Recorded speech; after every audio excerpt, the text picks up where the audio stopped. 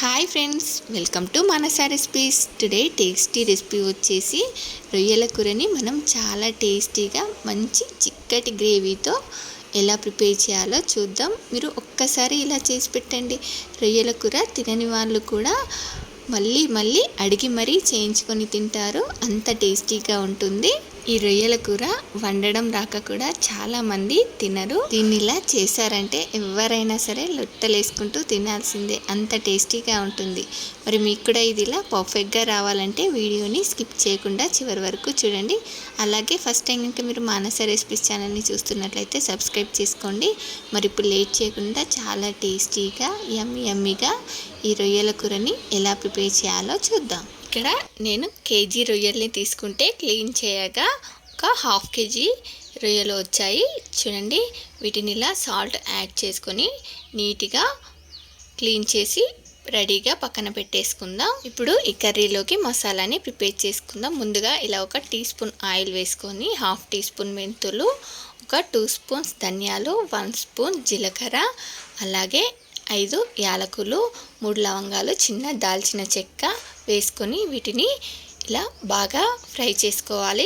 చూడండి, వీటిని ఇలా బాగా ఫ్రై చేసుకున్న తర్వాత ఇప్పుడు దీనిలోకి ఒక హాఫ్ టీ స్పూన్ మిరియాలని వేసుకొని ఇప్పుడు వీటిని ఇలా ఒక గిన్నెలోకి తీసి పక్కన పెట్టేసుకుందాం. మళ్ళీ ఇలా ఒక టేబుల్ స్పూన్ ఆయిల్ వేసుకొని చూడండి, ఇలా ఈ సైజ్ ఆనియన్తో నేను ఇక్కడ ఇలా 2 ఆనియన్స్ని సన్నగా కట్ చేసుకున్నాను. మరో 2 ఆనియన్స్ని ఇలా కొంచెం పెద్ద ముక్కలుగా కట్ చేసుకొని ఇలా ఆయిల్లో ఫ్రై చేసుకోవాలి. చూడండి, ఈ ఆనియన్స్ని ఇలా మంచి బ్రౌన్ కలర్లోకి వచ్చే వరకు ఫ్రై చేసుకొని ఇలా వేరే ప్లేట్లోకి తీసి పక్కన పెట్టేసుకుందాం. ఇప్పుడు కర్రీ చేసుకోవడానికి ఇలా ఒక 5-6 టేబుల్ స్పూన్ల ఆయిల్ని వేసుకోవాలి. ఈ రొయ్యల కూరలోకి ఆయిల్ కాస్త ఎక్కువగానే పడుతుంది. ఆయిల్ వేడయ్యేలోపు చూడండి, 2 లవంగాలు, ఒక ఇలాచి, ఒక పెద్ద సైజు వెల్లుల్లిని ఇలా ఒలిచి వేసుకొని ఇలా సన్నగా దంచుకోవాలి. చూడండి, ఇలా వెల్లుల్లిని ఎక్కువగా వేసుకుంటే మనకు ఈ కర్రీ చాలా టేస్టీగా ఉంటుంది. ఇప్పుడు దీనిలో వేసుకొని ఈ వెల్లుల్లి ముద్దని వేసుకొని జస్ట్ ఒకసారి ఇలా మిక్స్ చేసి ఇప్పుడు దీనిలోకి ఇలా సన్నగా కట్ చేసుకున్న ఆనియన్స్ని అలాగే పచ్చిమిర్చిని కూడా యాడ్ చేసుకొని ఫ్రై చేసుకోవాలి. ఇవి ఫ్రై అయ్యేలోపు నేను ఇక్కడ ఇందాక ఫ్రై చేసి పెట్టుకున్న మసాలాలని గ్రైండ్ చేసుకుంటున్నాను. చూడండి, వీటిని ఇలా ఫైన్ పౌడర్లా గ్రైండ్ చేసుకొని దీన్ని ఇలా గిన్నెలోకి తీసి పక్కన పెట్టేసుకుందాం. ఇప్పుడు ఇదే మిక్సీ జార్లోకి మనం ఇందాక ఫ్రై చేసి పెట్టుకున్న ఆనియన్స్ని కూడా వేసుకొని వీటిని ఇలా ఫైన్గా గ్రైండ్ చేసి రెడీగా పక్కన పెట్టేసుకుందాం. చూడండి, మనకి ఈలోపు ఆనియన్స్ కూడా బాగా ఫ్రై అయిపోయాయి. వీటిని ఇలా ఫ్రై చేసుకున్న తర్వాత ఇప్పుడు దీనిలోనికి ఒక 2 స్పూన్స్ జింజర్ గార్లిక్ పేస్ట్ అలాగే పసుపుని యాడ్ చేసుకొని పచ్చివాసన పోయేంత వరకు ఇలా 1 నిమిషం పాటు ఫ్రై చేసుకున్న తర్వాత ఇప్పుడు దీనిలోకి మనం గ్రైండ్ చేసుకున్న ఆనియన్ పేస్ట్ని యాడ్ చేసుకొని అలాగే ఈ మసాలాని కూడా హాఫ్ మసాలాని ఇలా తాలింపులోకి యాడ్ చేసుకుంటున్నాను.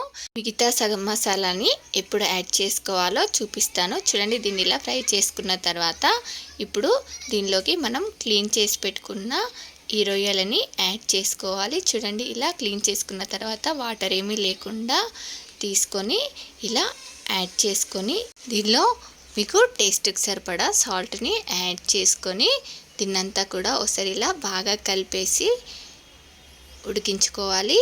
చూడండి, దీన్ని ఇలా కొద్దిసేపు ఉడికించుకుంటే దీనిలో నుండి వాటర్ మొత్తం బయటికి వచ్చి ఇలా ఆయిల్ పైకి తేలేంత వరకు బాగా ఉడికించుకోవాలి.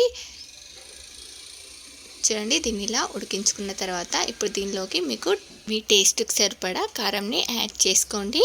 నేను ఇక్కడ ఇలా ఒక 3 టేబుల్ స్పూన్స్ కారంని యాడ్ చేసుకున్నాను. ఎందుకంటే దీనిలో చింతపులుసుని యాడ్ చేసుకుంటాం కాబట్టి మనకు కారం కాస్త ఎక్కువగా ఉంటేనే కర్రీ టేస్టీగా ఉంటుంది. ఇలా కారం వేసుకున్న తర్వాత మనకు కారం వాసన పోయేంత వరకు ఒక 2-3 నిమిషాలు బాగా ఫ్రై చేసుకోవాలి. చూడండి, దీన్ని ఇలా ఫ్రై చేసుకున్న తర్వాత కొంచెం కొత్తిమీరని వేసి ఒకసారి మిక్స్ చేసి ఇప్పుడు దీనిలోనికి నేను ఇక్కడ ఇలా ఒక నిమ్మ సైజ్ అంతా చింతపండుని నానబెట్టి రసం తీసుకుంటున్నాను. చూడండి, ఇలా ఒక నిమ్మ సైజ్ అంతా చింతపండు అయితే సరిపోతుంది, మరీ ఎక్కువగా అవసరం లేదు. ఇలా చింతపండు రసం యాడ్ చేసుకున్న తర్వాత మీకు అవసరమైతే కొన్ని వాటర్ని యాడ్ చేసుకోండి, లేదంటే అలానే ఆయిల్ పైకి తేలేంత వరకు ఉడికించుకోండి. చాలా టేస్టీగా ఉంటుంది. ఇలా మీకు కొంచెం గ్రేవీ కావాలనుకుంటే కొన్ని వాటర్ని యాడ్ చేసుకొని ఉడికించుకోండి. ఇదిలా ఉడుకుతున్నప్పుడు దీనిలో టేస్ట్ చూసి సాల్ట్ని కానీ కారంని కానీ అడ్జస్ట్ చేసుకోండి. నాకు ఇక్కడ కొంచెం సాల్ట్ తక్కువగా ఉంది కాబట్టి ఒక 1/2 టీ స్పూన్ సాల్ట్ని యాడ్ చేసుకొని ఇలా ఆయిల్ పైకి తేలేంత వరకు ఉడికించుకున్నాను. ఇప్పుడు దీనిలోకి మనం ఇలా హాఫ్ మసాలాని తీసి పెట్టుకున్నాం కదా, ఆ మసాలా యాడ్ చేసుకొని కొంచెం కొత్తిమీరని వేసుకొని ఇలా మిక్స్ చేసుకొని సర్వ్ చేసేసుకోవడమే. దీన్ని రైస్, చపాతీ దేనితో తీసుకున్నా కూడా చాలా టేస్టీగా ఉంటుంది. మా ఇంట్లో వాళ్ళకి నాన్ వెజ్లో అన్నింటికన్నా ఇలా ఫ్రాన్స్ కర్రీ అంటే చాలా ఇష్టం.